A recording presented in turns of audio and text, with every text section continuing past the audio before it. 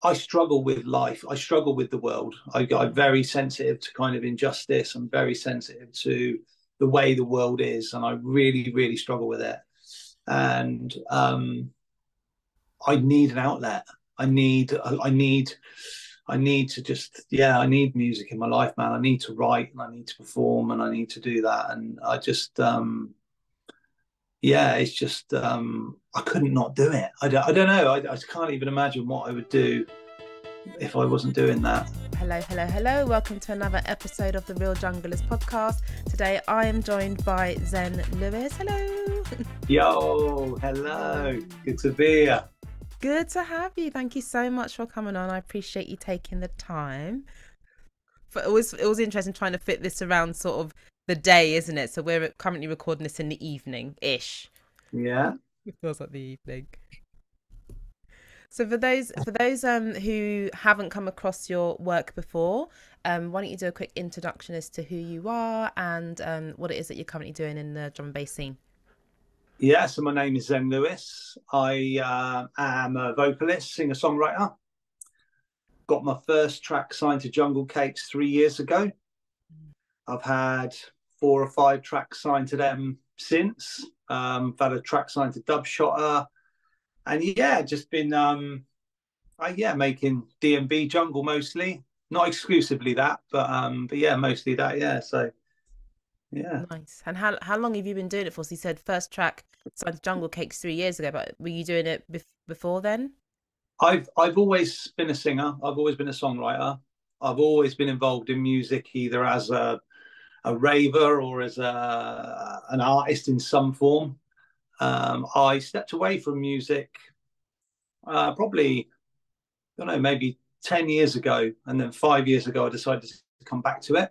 Like I've just felt a strong calling back to it. So I returned as Zen Lewis, and that was the start of this kind of incarnation, really. So, and this has been the one that's got traction. So yeah, it's been good. Nice. So yeah, so I've made music my whole life, but in its current form, this project started 5 years ago. Okay. So yeah. I mean, you said you've always been in music in one way or another, either as a listener or as an artist. What kind of music did you listen to when you were growing up? The first genre that I could identify that I was into was hip hop. So obviously, like like most people, I grew up like Michael Jackson and kind of a lot of the stuff that was in the charts. But the first time I kind of understood there were genres, I guess, was when I discovered hip hop at about the age of 13, I think it was. And at that point it was NWA. I mean, we were blown away by the Strata Compton album. And at that point, we were still at school then, and it's just all the swearing, and that was like we would count the number of times they said F-U-C-K and F-U-C-K the police. It was like, we knew every word to every song on that album. We loved it. Really? And so yeah, and it probably even before that, earlier stuff than that, actually. Public Enemy. First album I ever bought. It was my 15th birthday, and it was Public Enemy Nation of Millions album. It takes a nation of millions to hold us back, and I had it on cassette. And that was again back then, like every single album I got, I learned the words to every single song. So hip hop was my first love, certainly. And then a friend of mine, Gary, introduced us to reggae. So we used to go around his house and he'd get all the mixtapes. So he had friends. So I grew up in a town called Abingdon near Oxford, and then he had friends in Oxford on Blackbird Leys, and he would get the mixtapes. And we'd never know the names of the songs. We rarely knew the names of the artists. It was just back-to-back mixtapes. So, but that was my first two sort of genres I was really into. Yeah. And that really shaped my really shaped, I guess, my kind of, I don't know, how I was vocally as well. Absolutely. Was that what? So how did that sort of go down at home growing up, like listening to Public Enemy and NWA? Like, did you have that freedom at home to listen to whatever you wanted to? Yeah, my mum sort of loved us to death. She was there wasn't a lot I could do wrong with my mum. So I grew up in a household with mostly just my mum and my sister, and then The sort of stepdad came in a little bit later, but my mum was very overprotective, very she loved us, unconditionally. Yeah. So yeah, it didn't really matter what music I listened to. She was just very supportive of anything I did, really. Which is brilliant, is it? Just to have that free. Imagine if that, given that played quite an influential role on what you're doing today. It's so nice to have had that, growing up in those early developmental years, I'm sure. Yeah. Nice. So you said that, you've been on the music scene as an artist or a raver. I'd love to hear a little bit about your early rave experiences, and what memories come to mind when you think about them. Oh, crumbs. So it's interesting because the town I grew up in, there was a real hip hop scene. It was that was the scene at the time, and there was a pool club, and all the olders from Oxford used to come to the pool club, and they would do like the Running Man battles and the hip hop routines, and we used to watch all this. So like, we were really just enamored by this whole scene, and then literally overnight, the rave scene just swept through the town, and it just literally became, if you weren't into rave, then you weren't a part of it. And it just went, there was a nightclub that was like a cheesy nightclub called Charters. And I don't know how it all happened, but it ended up becoming a really quite renowned rave club called Rhubarb and Custard.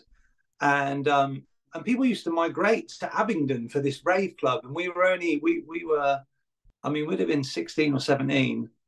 We all got in. We heard it was going on, and we all got into the club. I mean, back then is a bit easier on ID and stuff like that. Yeah. But we got in. I think we were 16 or 17. We got in this club, and that was our introduction to rave, and the whole culture of rave. Really, I think the first free party I ever went to was in Marcham, which is a little village.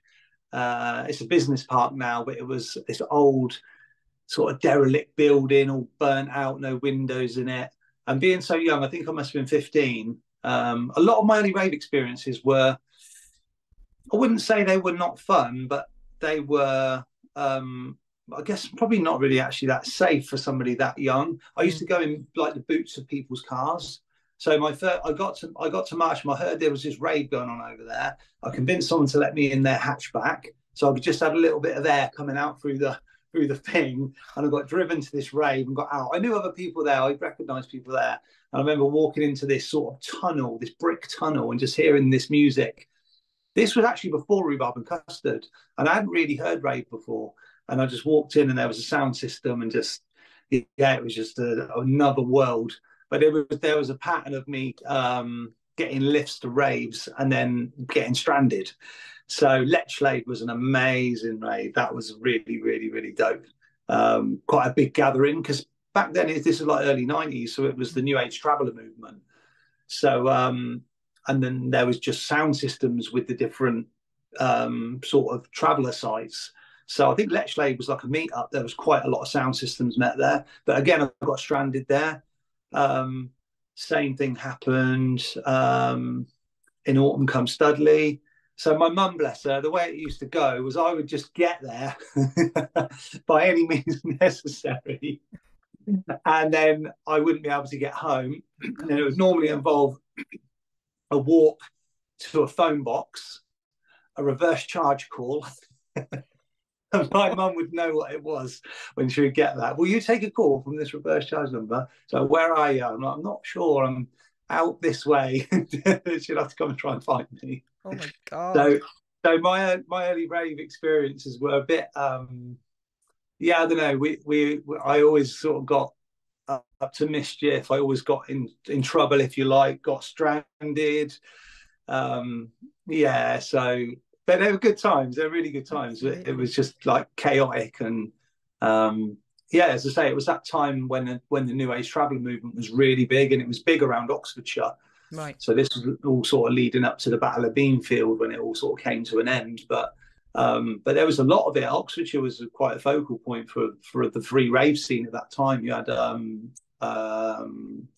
what's it called, Forest Hill and Forest Hill 1 and 2. We had like Easy Groove and Spin Back, and there was like the DJs you would know now were playing at some of these raves back then. So but yeah, and then yeah, went to a few pay raves as well. I think I remember Perception was particularly good. Loved Perception. I was out near on somewhere near Aylesbury. But again, we were so young. It's like most of the time we just got lifts to these places and just went in and yeah. But I also think like I do remember vividly there was like that kind of whole, you know, the music was like, you know, one family, one unity. What's your name? Where you're from? You'd have your Oxford jumper on. You'd have your name on your jumper, and like, and they'd have their name where they're from. And it's like, it did feel like it did feel more like back then. It was like a place where like-minded people came to meet each other, and it just felt, yeah, I don't know, it was a different vibe really back then. But yeah. How did, because I guess obviously now we're in the age of social media, you'll go onto Instagram, you see a rave is happening, or you'll go on to, I don't know, Facebook. I know there's a lot of sort of secret parties that happened in forests and things like that as well. But back then, you know, you were 15, essentially still sort of school age. How were you finding out about these places, these far-flung places that your poor mum had to come get you from? When you live in quite a small town, people just know. I mean, the Marcham rave, the one out in the building in Marcham, that was actually Sunday morning. It wasn't even like, that wasn't even the Saturday night. We heard about this. I think we were at the youth club, like on the Sunday morning, and it was like quite early, and someone was like, there's a rave going on. We were like, we have to go now. So like we just went to find it. So and I remember being on George Street in Oxford, and it was just cars. I mean, I would have been 17 at this point because my mate Dickie Davis, as we used to call him, he used to drive this. Yeah, he had a car. He's the first person in our group to have a car anyway. And we went to George Street in Oxford. We heard there was like, it was the meeting point before the rave. And there must have been hundreds of cars. I mean, just literally like all down the road, just parked in all different ways. And then there was somebody kept going to the phone box by the cinema near Gloucester Green. And it was, they had the number from the, like where the rave would be. And I remember we were waiting to hear like for the answer phone message to drop. And literally, as soon as it dropped, then it was a race for the cars to get there sort of before the police, so you could actually get enough people there that it would carry on. And I just remember that convoy leaving. Like somebody shouted, they put the address on, and literally we didn't even know where the address was, but we just followed the car in front and just joined the convoy. Wow. And I think on that occasion we didn't even find the rave. We just sort of lost Followed the wrong car. Lost the convoy, but yeah, it was different back then. It was yeah, it's a good time. Yeah, and it's so nice because I think, you know, a lot of people, I missed out on all of that. I didn't do all the early rave thing. I came into it all quite late. But you sort of hearing you say that you as a kid, although you were young, it sounded like you were well looked after. The community was there and people seemed to look out for each other. Yeah, it was. I mean, I think when you're young, you're probably quite naive and stuff. But I'd never had a bad experience. I mean, getting stranded, but that's my own fault. That's just like, but I never ever had a bad experience. I mean, I've had times when, at Perception, I had far too much to drink, and shall we say, and a group of people just looked after me. I remember this group, and I remember being stood in like the chill out tent, and I'd lost all my mates. My vision was all over the place. I didn't really know where I was, what was going on. And again, and I looked young for my age. At sort of 16, I looked more like about 13. Right. So, and I looked young, and I was just kind of in this. I remember just being stood in the middle of this thing, just completely out of it. And this group of people just came over and just like, mate, come and sit down with us at the side. And they just sat me down with them, and I sat with them until I sort of came round and I was okay. So it was like that. It was good. Nice. Yeah. So all my troubles were self-created, really. Yeah. Just having to figure out where you were. And do you know what? And I think, you know, I don't know if anyone listens to this. I don't know the different age ranges, but I just know there are people listening to this who can't imagine a time when we didn't have mobile phones and you know, Google Maps to say, "Oh, I'm here." It was A to Z, or you know, or you following road signs. Yeah. So props to Mum for actually finding you. Oh, legend, yeah. So when would you say the moment occurred to you when you realised that what you do today is what you wanted to do? I don't know that there was a moment. I guess I know the moment when I knew I could sing. The moment I knew I could sing was we had a singing lesson at school. I was only 11, and we had a singing test actually at school. And I asked the teacher if I could sing my own song, and she said, "Well, you'll have to sing it to me before like the test. I want to hear it. So do you want to sing it to me now?" And I sung it to her, and it wasn't even what she said. Even at that age, I could just tell by her reaction. I was like, I think I'm really good at this. And then when we actually did the test in front of the whole class, she said, "Lewis, if I could give you 20 out of 10, I would." So I started getting messages quite young that I was able to sing. But I'd always sung from as young as I can remember. I started writing songs, I say about 11 years old. And yeah, it was just something I've always done and always wanted to do. It wasn't, I don't think there was any, I don't know, one single event. I guess along the way I got validation along the way that kind of confirmed to me that this is what I should be pursuing. I think for me, because although I've come back to music a few times, I think the reason it's working this time is because I'm a lot more grounded in my authentic self, and people can just connect with that in a real way. And I think when you're trying to fix yourself and you've got problems of your own that you're kind of trying to work through, I think that was the reason it never connected in the past. So, but I was always getting sort of, I don't know, validation. And I remember I won a national singing competition. I don't know how old I was now, in my late 20s. And it was like, we used to go down the pub on a weekend really, but we used to end up in the White Horse on a Sunday, and they used to do karaoke. And at this time, it was like it was sort of like the Justin Timberlake kind of Usher era, and I used to sing all them songs. And we ended up in like this. It became a competition, and I ended up going all like around the county and then off to Birmingham, and I won the nationals of this singing competition. And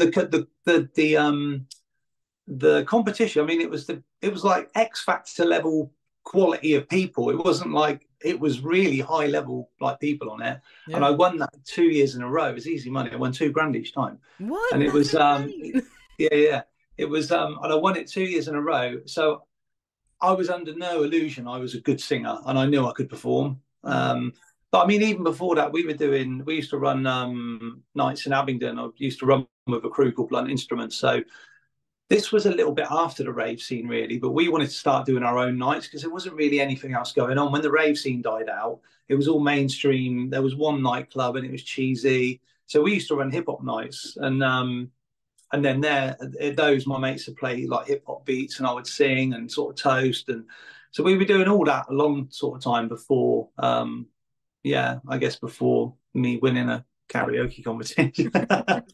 That's big prize money though. It was amazing. Yeah, it's good.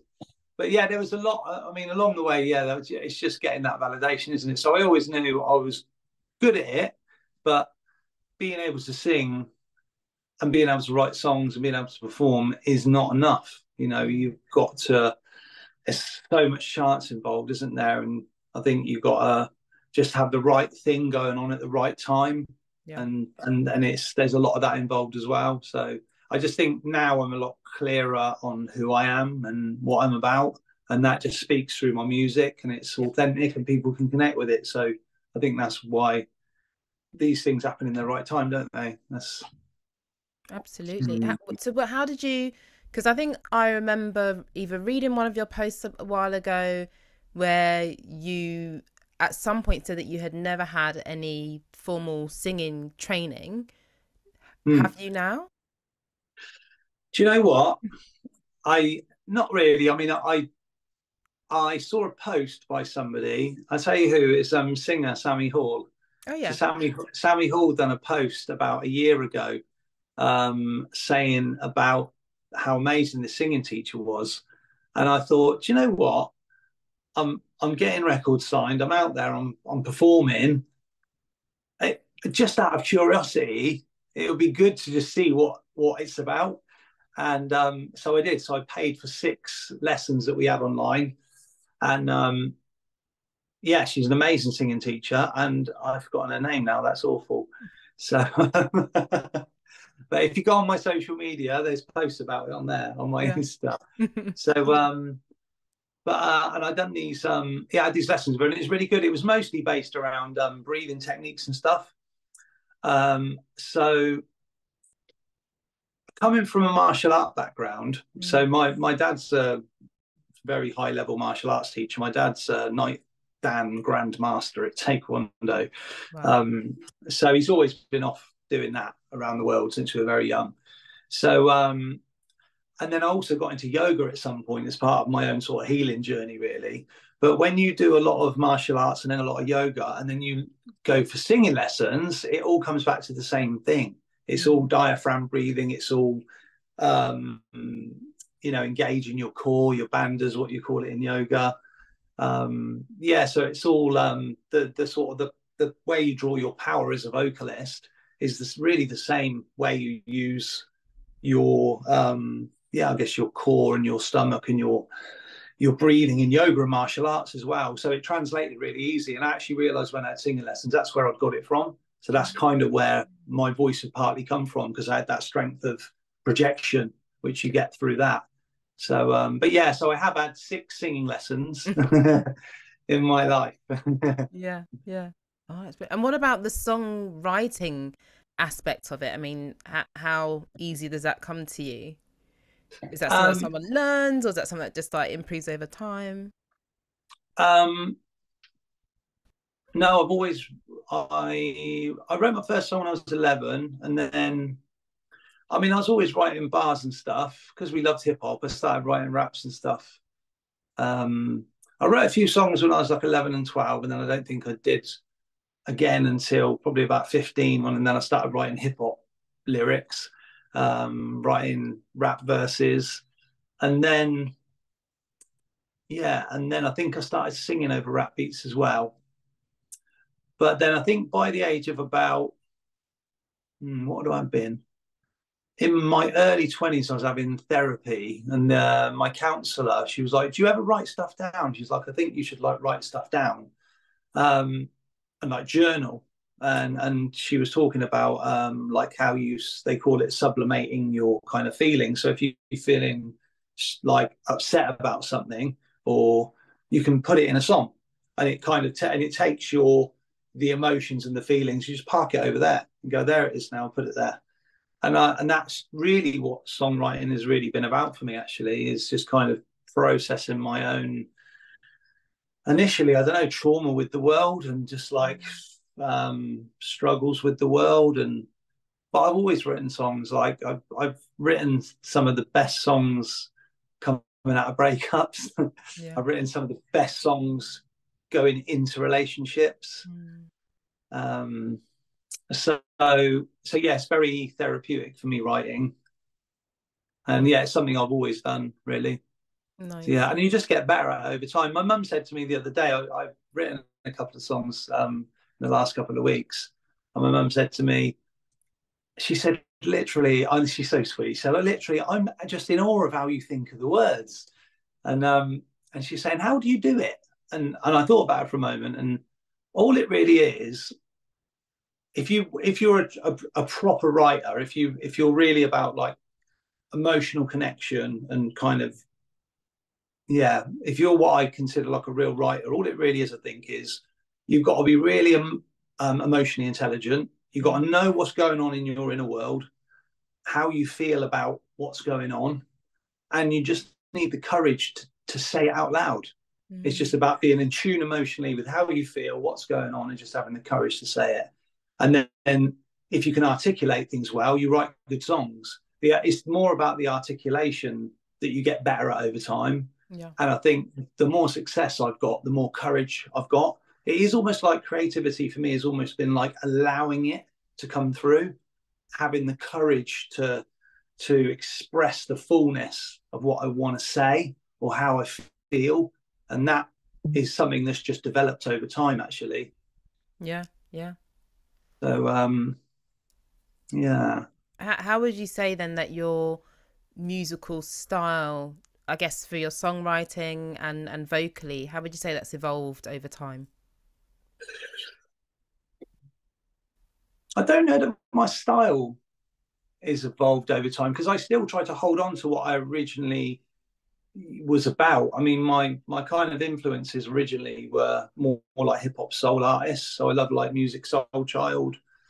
Um, yeah. So from that sort of era, I don't know. I just think it's such a golden era and a golden time of music. Yeah, that it's just that I think that's good it's a good style to hold on to and to have influences in. I guess it kind of is merged a little bit with more like a reggae sound, maybe. But I think my voice has got stronger over time. I think as I've kind of found my sound, I've gone, right, that's where I sit. And then I've just worked on that more, worked on that one sound. And that's just got stronger and stronger over time. And I think my sound's probably got stronger just because my identity's got clearer. Yeah. And that was something I noticed with people I was working with quite a few years ago. I was running with a group in Reading called Catch 22. And it was Prash Mystery who produced the Engineers dubstep band. But there was like a collective of us. And I was watching all the people in the collective just rock it and do really, really well. And in hindsight, it was because they all had a very, very, very clear identity. They knew exactly who they were as an artist. Like, I'm a reggae artist, I'm a soul singer, I'm a hip hop artist. And I've always been more fluid than that. And I think when you're more fluid, it's harder for people to kind of get a hold of what you're doing sometimes. So, but I also don't want to pigeonhole myself either, because I'm a creative and I don't want to do one style. Yeah. So it's really been about trying to get a balance between not limiting myself, but also creating like something that's consistent and feels like it's a part of the same thing, rather than just, oh, I'm going to do a hip hop tune today, or I've just written a country song because I got inspired by something on the radio. So, what do you do with that one? But I don't try to, in terms of creativity, I don't ever stop the creativity. I just let it come through. If that's what wants to come through, if I want to write a country song that I'm never going to release, that I can hear Garth Brooks singing, then I'm going to write it. You know. And I wrote a love song for my dad and his Irish wife, and it's like an Irish kind of folk song.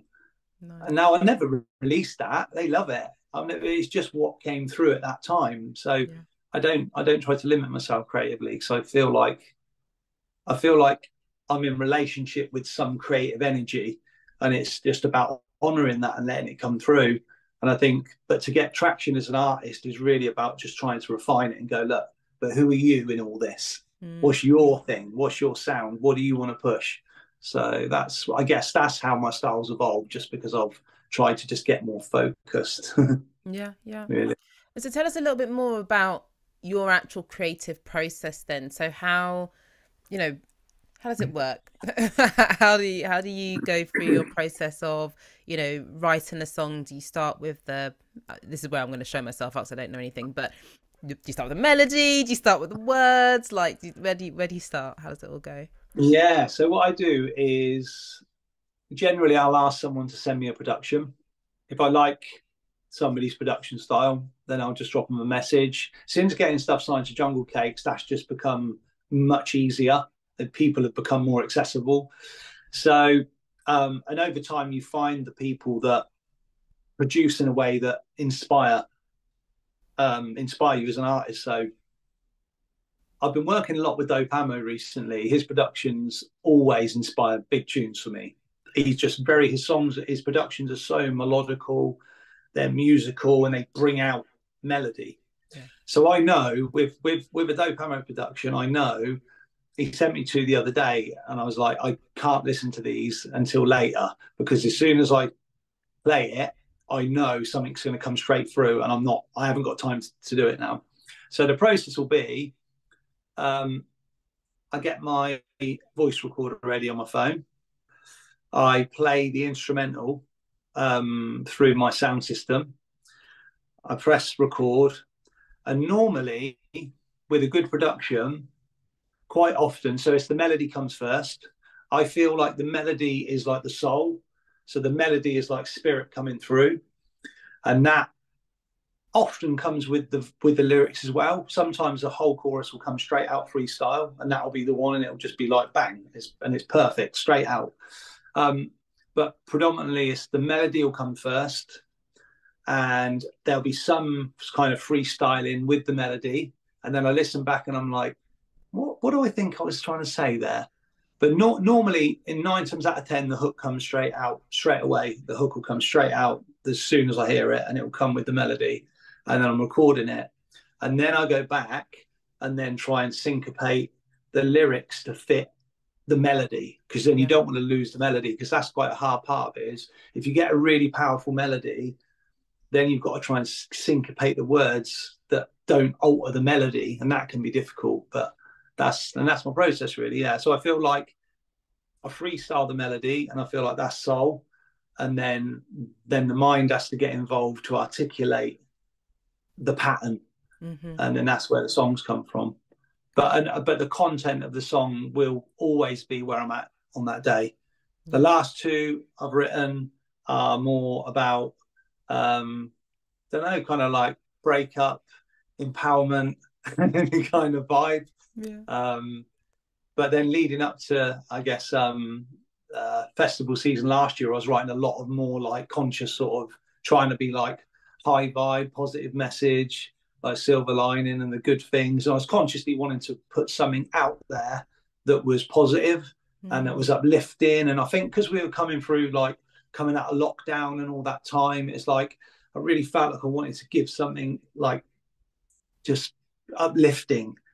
But I actually think probably my best writing is what I'm doing now, which is actually not trying to think, right, I'm going to do an uplifting song or I'm going to do a bluesy one. I just let it come out, and normally however I'm feeling is what will come through. So yeah, that's my process anyway. Oh, I love that. It sounds so connected, and I think you use the word authentic a lot, and I think it just makes you think of that artistic integrity. I think people who I tend to have these conversations with know themselves and are confident in their work, and that's their stuff. They own it, basically. And really go with that, and trust that as well. Trust that to guide them. Nice. What would you say you love the most about what you do, and what challenges do you tend to come across or maybe have had to overcome?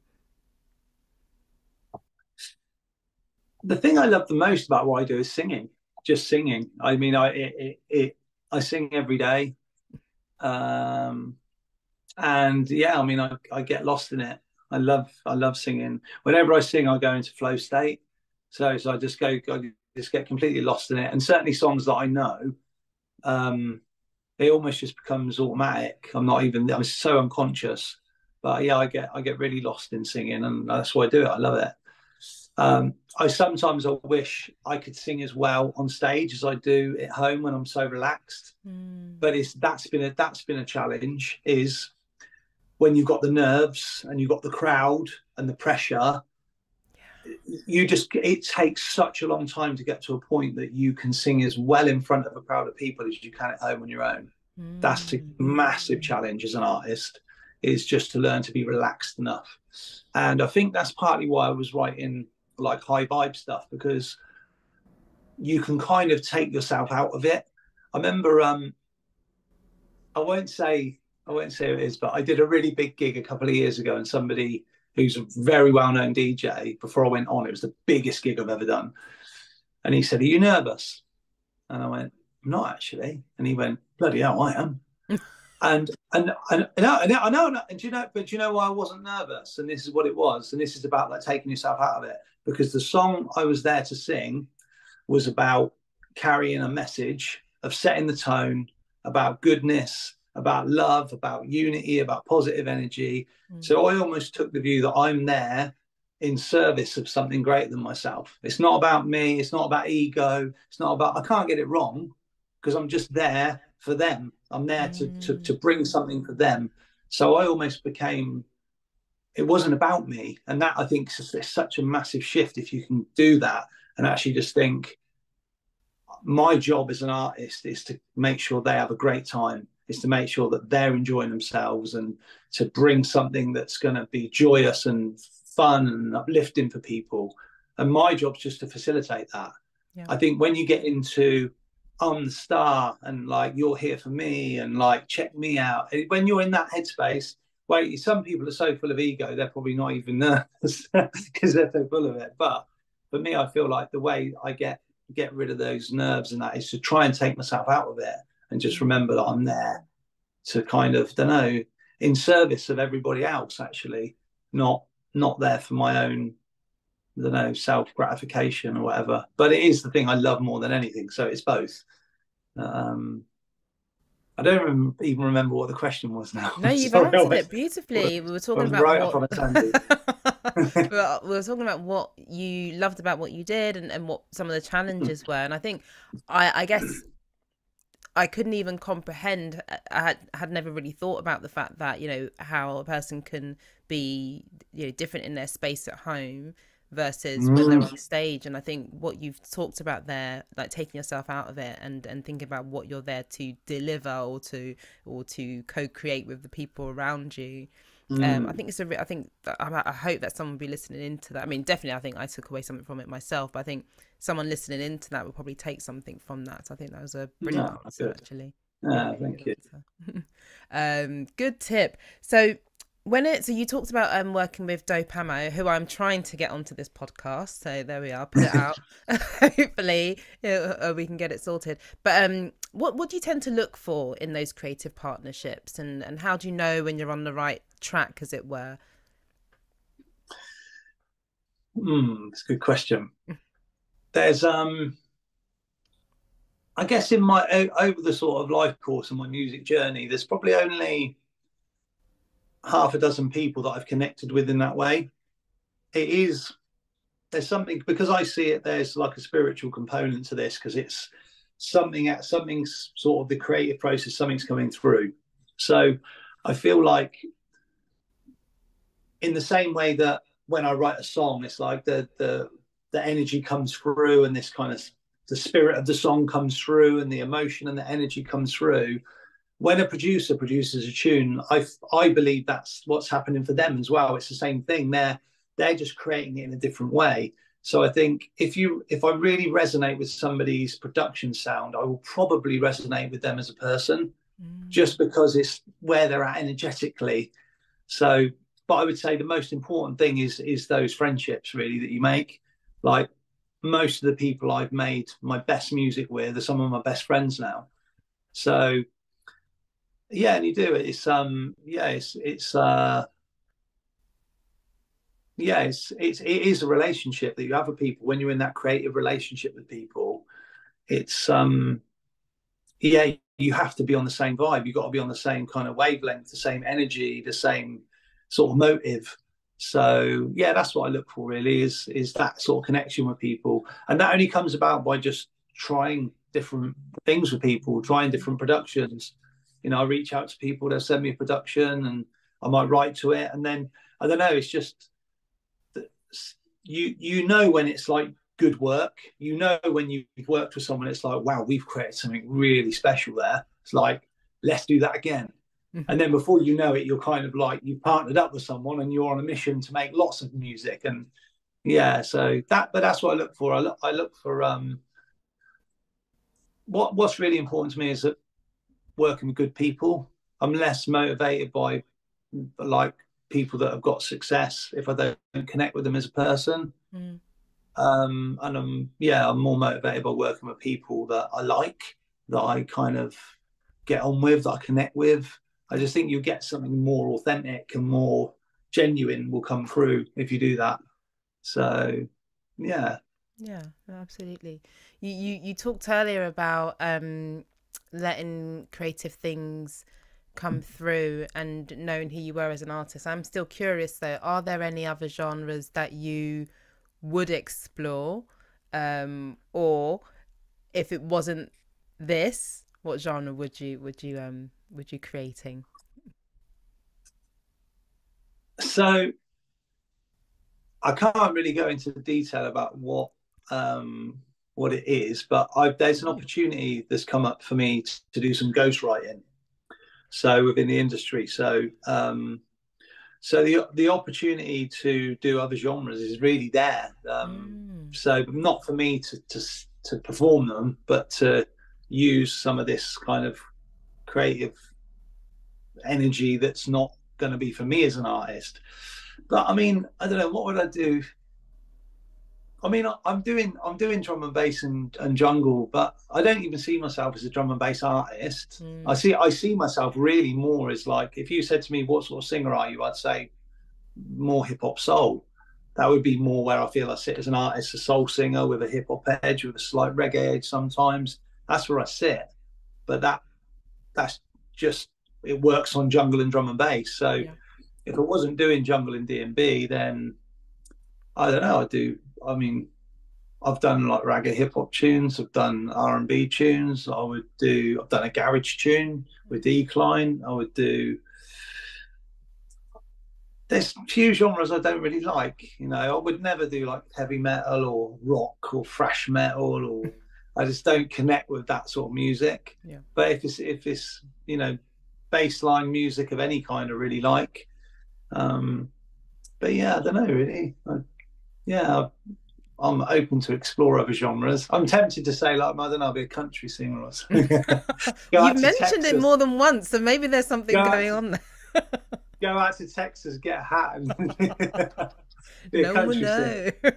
Do you know who did that? Do you know? Funny, it is a really interesting thing. You should check it out. Is so you know House of Pain. Yeah. So you know House of Pain, right? Jump around. Yeah. So who's the lead rapper? I'm terrible with names today. I'm worse. I'm really right. So basically, the guy who is so he's New York Irish, is the lead kind of rapper in House of Pain. Mm-hmm. He reinvented himself as like a blues country kind of folk singer in America. He learned to play guitar. He's got an amazing album which is like kind of bluesy. It's all guitar led. He plays guitar. I mean, it's a complete like transformation to another artist. And if you look at anyone who wants longevity in the industry can do that. That's what being a true creative is. I know some people are like, but it's fake, or, you know, you're not true. You do one thing, but some people are just versatile. And and it's also like, I think through your life course as well, you change so much. Yeah. You know, I know I'm a totally different person today than to who I was 10 years ago. And 10 years before that, I was a totally different person again. So the art you create is always going to reflect where you're at. And I just think over your life course, that can change anyway. So yeah, I don't know. Maybe I'll do that. It's the kind of like soul country, bluesy. Yeah. With a little reggae flair to it. You never know that you could invent something completely new. Yeah. Brilliant. So with that, what would you say are your future aspirations then as an artist? Top 40 hit. Top 40 in the UK. Gosh, yeah, that's what we want. That's what we want. But I mean, what I've learned is you don't need that to have a successful career. You just need a good show. You just need a good back catalogue of credible material in a genre. And you just need to consistently put out tunes.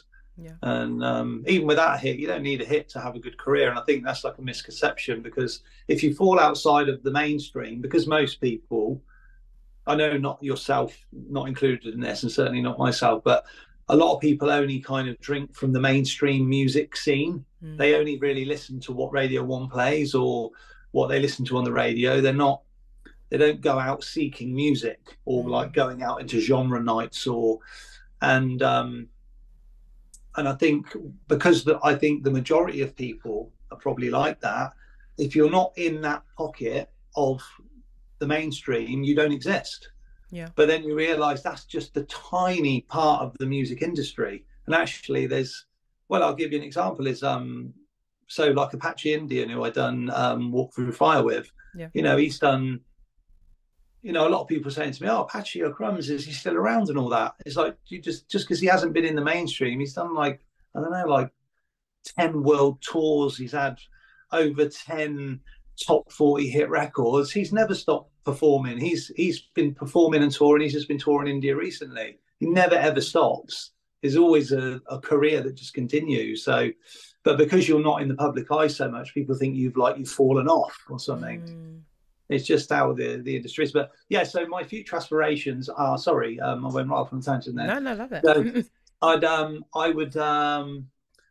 mean, I want some bigger tunes. I need some bigger tunes. I've got some good tunes out, but I haven't had what I would call a big tune yet.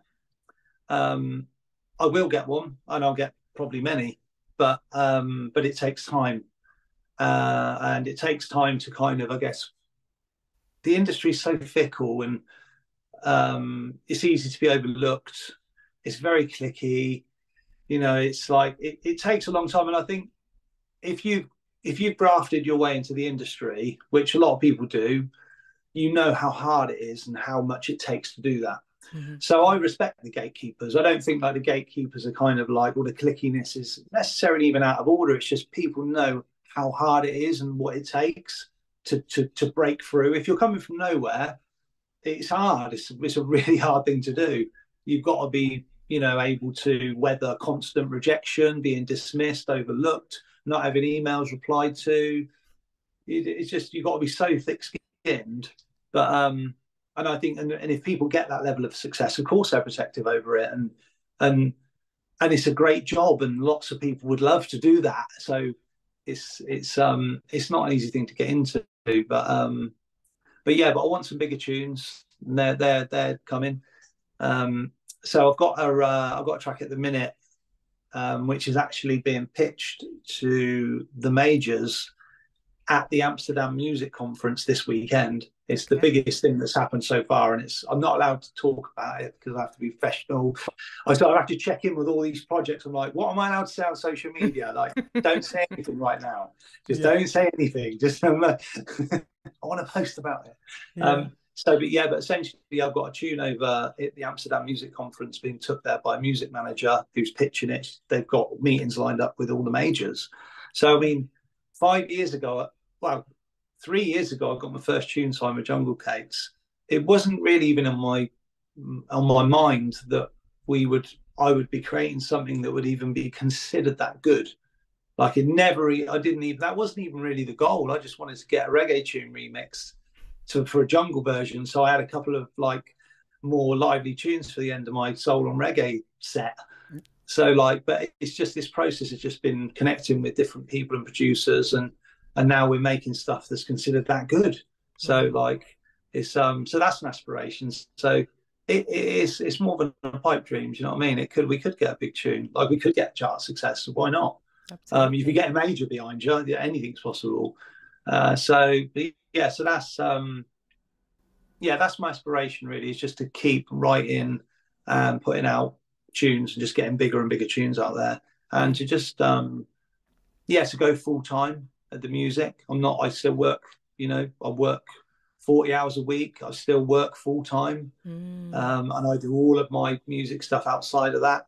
Wow. I've spent most of my wages invested in myself to build a career, because no one else would invest in me. You know, I didn't have any backing of any kind, so I've done it all myself. You know, 3 years ago, I didn't know anybody in the drum and bass scene. I came through the drum and bass scene as a raver and been around it years, but I didn't know anybody. Yeah. So I've kind of grafted my way in, and now I'm getting a bit of kind of traction, but it's got momentum now. So that's my aspiration anyway. Yeah, just to keep writing. And I guess an aspiration would be, I'd like to make a tune with Chasing Status. There you go. Yeah. That would be an aspiration. My vocal style would be perfect for them. I think so. I like Rudimental as well. Oh, amazing. Remember the John Newman tracks? So like when John Newman was fronting Rudimental, someone compared me to him. One of these managers recently was saying, that sound you're doing kind of reminds me of the early Rudimental John Newman stuff. I was like, good, we'll have that. So that'd be nice to work with some bigger people. But Yeah, I don't think we need to though. I think what I've got going on with this person is the right thing. It's just we got to build it. That's what Yeah. it is. It's everything has a sort of, I think there's always that process that you can't always see all the steps, but I think the most important thing is the showing up and being consistent, you know, actually committing to, which it sounds like you have. How people do that, how you do that outside of a 40-hour work week. I mean, how do you even begin to balance all of that? It's just because it's just an absolute relentless driving passion. Yeah. And it's just the thing that I love more than anything. So I couldn't imagine not doing it. I just couldn't imagine. It's such a, like, I know it's really cliche and cheesy and all this sort of stuff, but it's like, I don't know. I struggle with life. I struggle with the world. I'm very sensitive to kind of injustice. I'm very sensitive to the way the world is, and I really, really struggle with it. And I need an outlet. I need to just, I need music in my life, man. I need to write and I need to perform and I need to do that. And I just, it's just, I couldn't not do it. I don't know. I can't even imagine what I would do if I wasn't doing that. I mean, I'd find something else to do. I'm sure I'd go off and do something different, but yeah, I really need to do music. I love it. So it's so that's how I fit it in. It's just because I'm just so passionate about it. Yeah. That's all I really want to do all the time. And I think that's why I've got success, because like you say, you have to have consistency. You've got to just, you can be consistently putting out good work for a few years before people will even pay attention to it. Yeah. And what I've learned is quite often people will see what you're doing, or people could be watching you. You don't even know. They're checking out your social media. You don't even know they're watching you. They're just watching your progress. So, and at some point somebody goes, this thing I was saying about the ghostwriting thing, the opportunity, I got approached by somebody and offered an opportunity. I didn't even look for that. I didn't go out, didn't seek it out. But this person's just, I guess, I've been on their radar. Yeah. I mean, it really surprises me. When I got booked for a gig recently, and with these guys who run this night that goes on all over the UK, and I was like, I said, I really wanted to meet you guys when I realised you were running the sound system, and they were like, we know you are. We booked you. I was like, oh, right, cool, yeah. And they're like, well, no, we follow you on social media. We've been following you. That's why we wanted you to play here. It's not. You're not here by chance. You've met us by chance. Like, we booked you to play here. I'm like, oh, sweet. And it's almost like, because you don't know who's watching you. That's the thing. And I think you've got to be really patient and just keep being consistent is key, really. And then things will just kind of, they'll come to be in their right time. I think that's so true. And especially that part about not ever really knowing who's watching. I think one of the things, and I've got caught up in this myself at times, like, can get so myself can get so caught up in sort of those vanity metrics of how many followers and how many shares and likes this post get, that there are people watching you who may never interact with your page, but they're watching and they're rating you, they're there, but they're just not interacting. So, like, don't look at those numbers as any measure of anything, because it doesn't actually reflect what's really going on outside of that little rectangular screen. It's so true. And that's what I was really clear on about the whole social media thing. I've had to set up a TikTok account. I haven't posted anything, but one of these managers has said, you've got to set up a TikTok because we might be running a TikTok campaign for this June. So reluctantly, I've set this TikTok up, but I'm not here to win TikTok. I'm not here to win Instagram, because I know I'm a good singer and I'm a good songwriter. And I believe I'm a really good singer and a songwriter that could do really well in the industry. I just focus on that. Just that's my thing. Just do that. That's my strength. Just focus on that. Create the best art you can, the best songs you can. And all of the social media stuff is just that story. I'm not a content creator. I'm not trying to create content. I'm just sharing my journey of this creative driving journey. Passion that get the words it's just I'm just sharing that.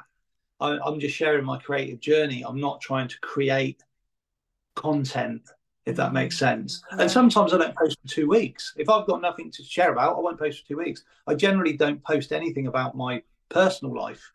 I never talk about work. I rarely talk about, I don't know, I might post the odd photo with my mum. Me and my mum go for dinner. I might post. I saw pictures of your mum on your Instagram. Yeah. I'm actually, although people probably look at artists and think, oh, they're all attention seeking or whatever, however people project their stuff onto people. Yeah. I'm actually really private, because the only thing I really share is my music journey. That's it. That's all I really share. And I share that because I want to document it, and also because it's inspiring for people. I know people like it, and there's people that have followed me. I did since, I set my page up 5 years ago. Yeah. And they're gassed. They're loving to seeing the progression, because it's kind of happening. So people like that. And like you say, though, not everybody wants to engage. Some people treat social media like TV. Yeah. They're not there to engage. They just want to scroll and have a look. Yeah. So exactly. Yeah. I have to say, your Facebook posts are they always show up in my feed, by the way. I think probably all your Facebook posts, and it is exactly that. It's exactly as you describe it. It's sort of you just documenting what it is that you've been up to, and yeah, it's nice. It's a nice little breath of fresh air to see see what other people are up to. I love Facebook for that. You've given lots of wonderful advice. I wonder if there was any other words of wisdom that you would pass on to anyone, any vocalists or artists who are looking to come up in the jungle drum bass scene right now? Yeah. So in terms of being a vocalist, I think it's good to get a second opinion. I think it's good to get a measure of how good you are. And if you're good, if you can sing, if you're a good singer and you're a good songwriter, not just because your mum told you are. It's almost a bit like Simon Cowell on X Factor, isn't it? Who told you could sing? My mum. Like, you need to get a good, because I mean, everyone can sing, everyone can, dance, everyone is, so I think if you're good, if you're really good, and you can sing, I would think about what makes you different. Because lots of singers out there, there's lots of performers. I know lots of world-class singers, but what makes you different? What's going to make you stand out from everybody else? Is it, is it your, I don't know, if you're an MC, kind of the idea that, I don't know, or as a singer, it's like, oh, because I'm the best at what I do.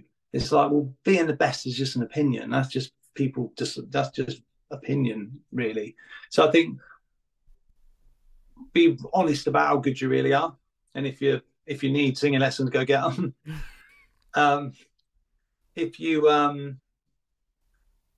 have you got something to say? Can you write? Have you got something to say? What was the other one I just said? I've forgotten the second one I said now. What, altogether? You said get a second opinion. Get a second opinion. That was one. But I think most importantly, that I'd say the most important piece of advice I could give to anybody is, if you're a natural singer and you're a natural performer, you're a natural entertainer, and you like that, and it's something that you've always done, and you're good at it, if you feel that in your heart as a calling, you have to follow it. If you don't, you will spend the rest of your life regretting it. And you'll always look back and wonder, like, what if? And I think you'll end up bitter and resentful. So I know for me, 5 years ago, I just thought, I know I'm good enough. I know I'm good enough to be out there at a high level. And if I don't do this, I'm going to regret it for the rest of my life. And I would rather have a go and fail. I've got many regrets of things I've done. I have got very little regrets of things I haven't. And I just think that's, with this music thing, if it's really your thing and it's really your calling, then you've got to go with it. You've got to do it. That's what I would say. Brilliant. That's wonderful advice. And were there any projects? I know you're doing a few tracks with Zen Lewis at the moment. Yeah, we got a tune out at the minute called "Oh, This Love That I'm Feeling." Such so a yeah, vibe, that's the Blue remix. The Blue remix is doing good. Okay. Yeah. It's that's just come out recently. Yeah. The remix, right? Yeah. Yeah, Leanne's so lovely. She's brilliant. She's got an amazing voice. She's a great artist. So yeah, it's lovely to get Leanne on the tune.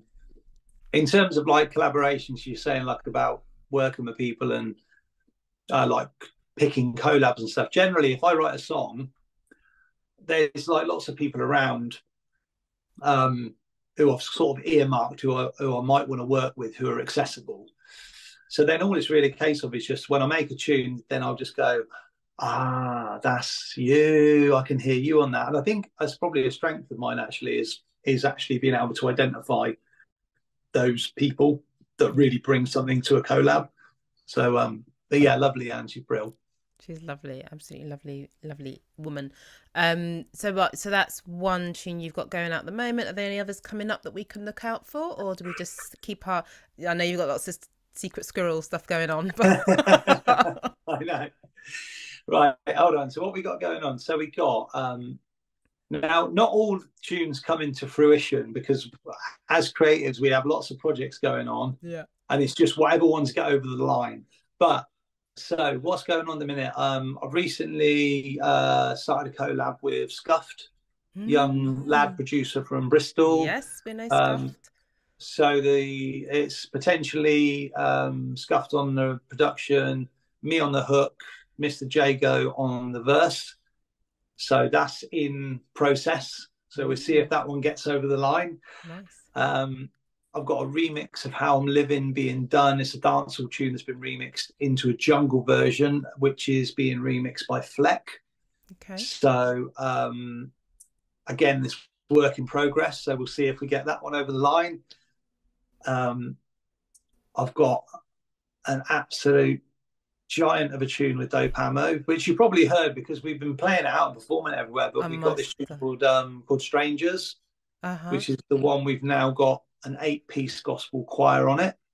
Right. So yes, I saw the picture. Yeah. You recorded this, yeah. Yeah. So we got this choir on Strangers. So we created this kind of like gospel soul drum and bass tune, which is really exciting. There's all this exciting stuff happening with that. I've got another tune coming out with Jerry Sober, the guy that DJ with, my kind of DJ wingman. Love Jerry. He's been like a real solid ally through like the whole festival season. So Jerry's getting on his production game now. He's always been a producer. He's from a hip hop background. So he's collabed on a tune. Him and Dope Ammo have co-produced a tune with me and the Ragga Twins called Renegade. Ooh. So there's a plan for that. And I can't say what the plan is, but it'll hopefully get on an album that's coming out at some point. Okay. And also, and then Jerry's working on an EP with Gold Dubs at the minute as well. So he's going to be coming through with productions. Probably one of the things I'm most excited about at the minute is I've joined a band. So this is just going to be so epic. So they're called the Royal Dub. They're not called the Royal Dub. They are called Royal Dub Collective. Right. They're from Brighton. They've got a big back catalogue of tunes. They've got a tune out with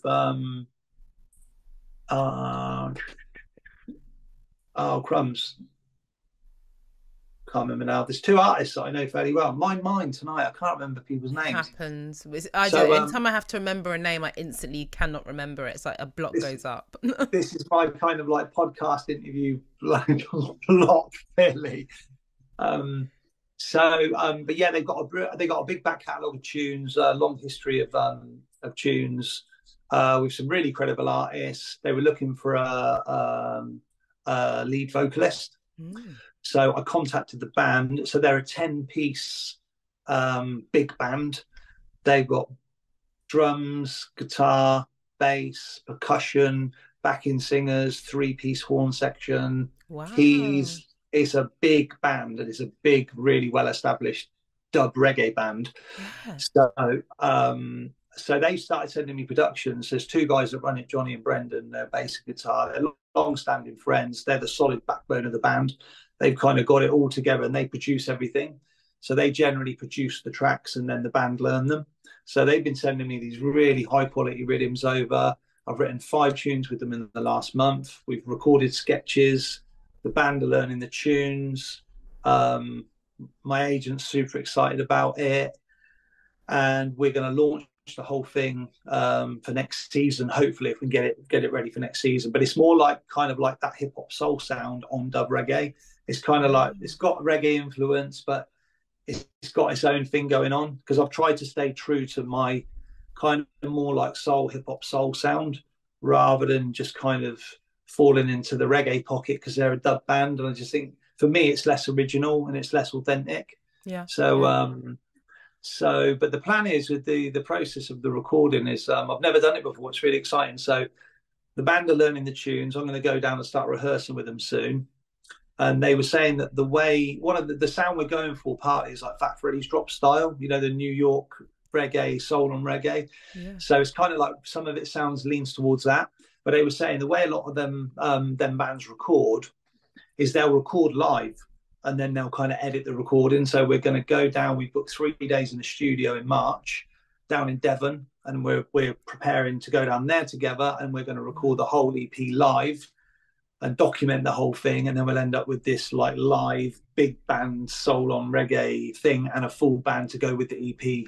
So I'm like, as a creative and as like a singer songwriter frontman, I'm like, I can't imagine how it's going to feel to be on stage with a full all live those band. Musicians. That is amazing. Would that be the first time you're doing that? Like you said, a 10-piece band. Is that the first time that you've got a full live band behind you?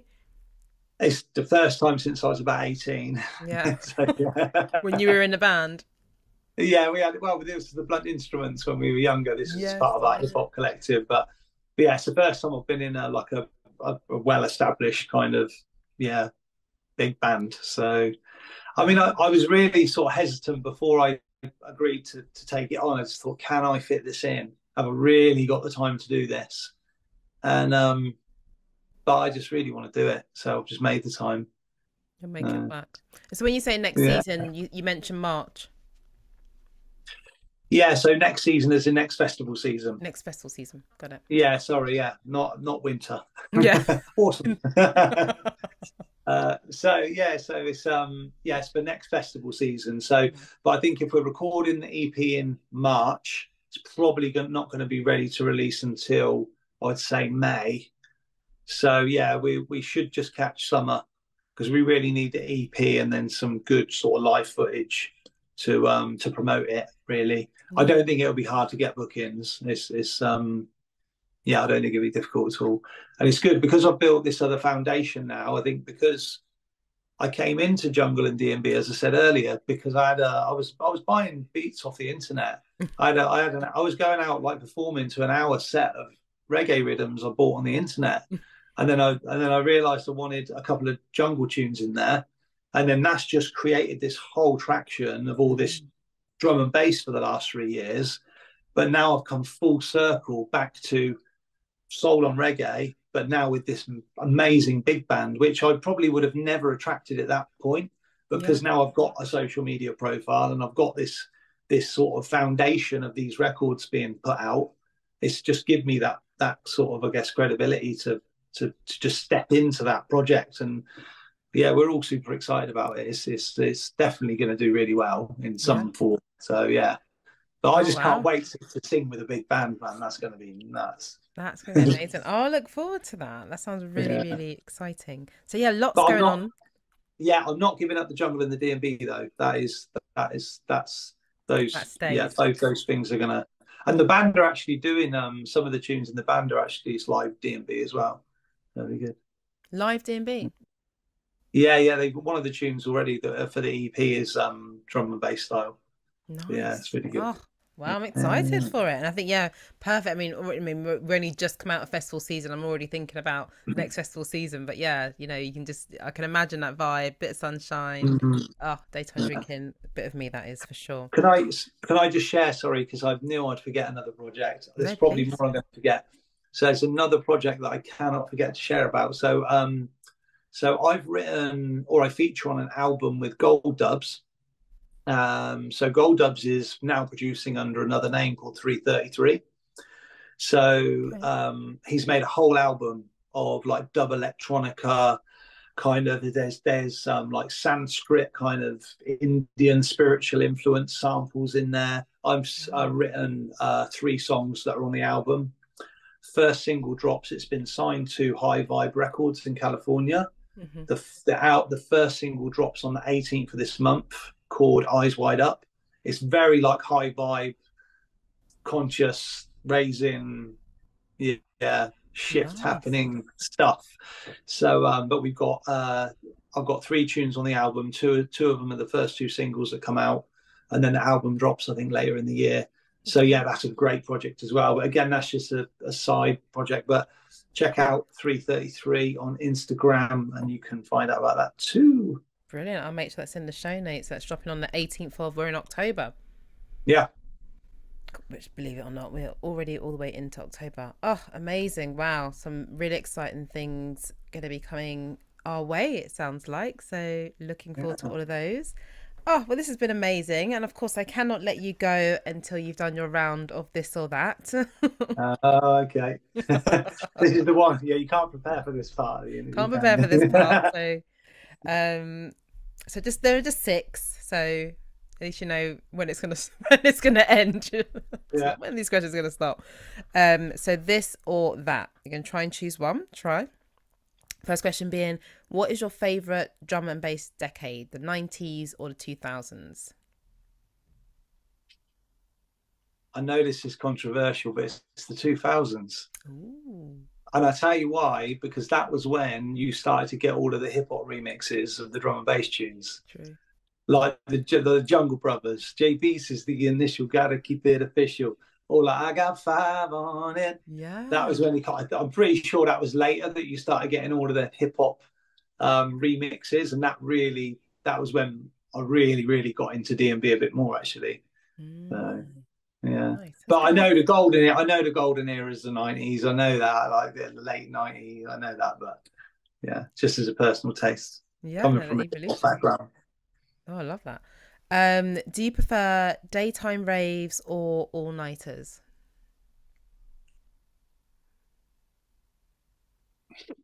I tend to do both in one go. That's impressive. You're just talking about one event, yeah, where you go out at lunchtime and you come. I mean, daytime says festival to me. So yeah, I mean, I prefer festivals to club nights. I would say, I don't know, I like both. I don't know, I like both probably equally. The energy, yeah, if you've got the energy to do both, then brilliant. Yeah. It's all right for some, isn't it?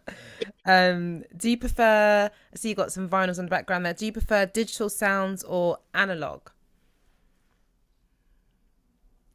Well, I mean, digital's a cleaner sound, but analog is nostalgic, isn't it? You know, you like the crackle when you put the vinyl on, but I mean, the sound ain't necessarily better. No. But yeah, I mean, it's difficult to say. But yeah, I mean, my record deck's not like, it's not necessarily like a high-end deck. I used to have Technics 1210s and whatnot, but if you get like a really nice Marantz record deck with a really sweet like setup, then I think a clean vinyl, the sound of that, I mean, is hard to compete with. Yeah. But yeah, probably analog, really. If it's presented right, probably analog. Yeah, it's a lot. I think, like you said, if you've got the right setup, I don't even own a single vinyl, so but I grew up listening to vinyls. I think, like you said, if you've got the right setup, the sound of analog sounds is so much. The only way I can describe it is it sounds thicker. It's velvety. Yeah. It's got more body to it. Yeah. Certainly. So I do love analog sound. Okay. Would you make sure I'm not missing any? So would you prefer a song with terrible vocals but good lyrics, or good vocals and terrible lyrics? Oh, 100%. Good lyrics and bad vocals. I can't stand music that's got no substance. So yeah, it doesn't matter how good somebody can sing, if they're If they ain't got nothing to say, I'm not interested. Yeah. I'm only really interested in because I'm an artist. I'm interested in. I want to know what you've got to say. What's your story? Well, how do you feel about it? Like, that's why I loved when when Amy Winehouse released Rehab, and then you kind of find out, oh my God, this is real. This is a real story. Yeah. Like, it's a soundtrack to somebody's real life. So that's what speaks to me. So I don't care if you sing it, if you rap it, if you mumble it, if you screech it. If it's real and you've got something to say, I want to hear it. Yeah, that's more important to me than something contrived that's got no substance just because it sounds better. No, you can get much more soul. There can be much more soul in a bad vocal than there ever would be in a great performance with no substance. Yeah, I think. Yeah, I think spot on. Definitely agree with that one. I love this question. Personally, would you prefer to be able to play every instrument in the world or to master every sport? Oh, instrument all day long. Really? Oh God, yeah. I mean, I probably say that because I got into martial arts very young, and then I moved into yoga, so I've always been natural at kind of movement and sport anyway. So I'd probably take that for granted. But no, definitely like multi-musician or play every instrument. Imagine that. Pretty cool. Last one. This is a very random one. As if the rest weren't, but would you choose to always have to wear really heavy boots or never be able to wear shoes at all? Oh, I would like to not wear shoes anyway. Yeah. I knew you were going to say that. Your whole vibe was given. He's going to say barefoot. When I was in Australia, my dad was out in Australia for a while, and I was lucky enough to be out there for a year, and I didn't put a pair of shoes on for as long as I can remember. I love the feel of just the warm concrete on the floor, on the pavement, and obviously like earthing and grounding. When we went through last winter at the beginning of this year, and my mood was really low. I don't know exactly when it was. It might have been March, April time, and it was the first time it was warm enough to take your shoes off and walk on the grass. And I just remember walking over to near the park near my mum's, and I took my shoes off, and just the moment my bare feet hit that grass, I tangibly felt my mood change. I was like, this is the first time I felt content for like all winter. It's so like tangible for me, that stuff. So I'm a right earther, hippie, barefoot warrior. You'd be all right. Yeah, I would rather that all day long. I think we need it. We should be connected to the earth. We should be. Yeah, I think there's a lot in it, isn't it? That grounding, like you said, it's a very specific sensation that you can't explain it, and I think it is something that over time wearing shoes, and we've never lost it either. So I think even if you have worn shoes all your life and all the time, you can still be barefoot, stand on the grass, and you'll feel that sensation, which means I don't know what it means, but I think it's quite spectacular. You probably know what it means, don't you? There's a lot of science in it. I mean, some people might say it's pseudoscience. I think it's more than pseudoscience, but I mean, some people would take the view that the sun is the positive charge, the earth is the earth, and we're the conductor. So how do you stop the signal? Rubber. Rubber's what stops it. So putting rubber on the bottoms of our feet just breaks the connection. And what happens scientifically, to my understanding, is when you walk barefoot, it's an electron exchange. So electrons are on everything. Every living thing's giving off electrons. The ground's giving off electrons. The thing I watched recently, they were saying that they've got equipment that's so sensitive they can measure it now. And they were saying that when you put your feet on the earth, on the grass, the rate that electrons enter your body is too fast to even be able to measure it. It literally just is instant. Your body just fills with new electrons. You get electrons from stroking a dog. electrons are really important for like health and well-being, and you're talking like you're getting into physics and like microscopic kind of energy exchanges and stuff, but that's what there's now we're starting to understand the science of earthing. So that's so there is a, all I know is when I put my feet on that grass, I feel okay. I feel content, I feel all right. And I'm the same around trees, in trees, climbing trees, all that. I just feel just content in nature. So I need to do that. Oh, amazing. Thank you for sharing that. And as I was speaking, I was thinking, well, Lewis probably knows exactly what this is all about. You're getting the Zen Lewis now. Exactly. My yoga side. The full Zen Lewis experience. Oh, this has been an amazing conversation. It's been such a pleasure speaking with you. Thank you so much for taking out the time. Just so people know where to find you, where's the best place for them to connect with you? Our Instagram, Zen Lewis Official. Facebook, Zen Lewis. Brilliant. And that's it. Nice. I'll make sure that's all linked up in the show notes. Thank you so much. Thank you. It's been a pleasure. My pleasure. Take care.